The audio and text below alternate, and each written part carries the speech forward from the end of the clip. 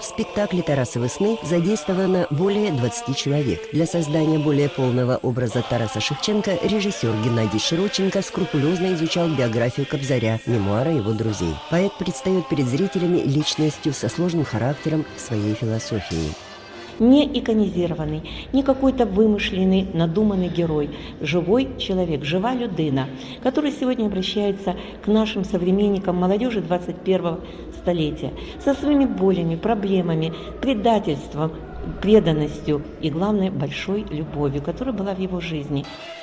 Главную роль исполняют два актера – Максим Березнер и Александр Фортус. Сначала Кобзарь предстает перед зрителями зрелым человеком со своими воспоминаниями, которые уносят его в прошлое. Мысли вслух заставляют задуматься о многом – совести, чести, преданности Родине. Народные песни, великолепная хореография делает этот спектакль ярким и интересным для всех поколений зрителей. Творческий коллектив театра готовит в этом сезоне немало новых премьер.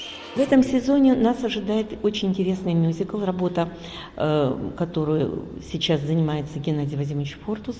Это «Рудольфия» о любви, любви девочки, девушки. Очень тонкие переживания, очень интересная тема.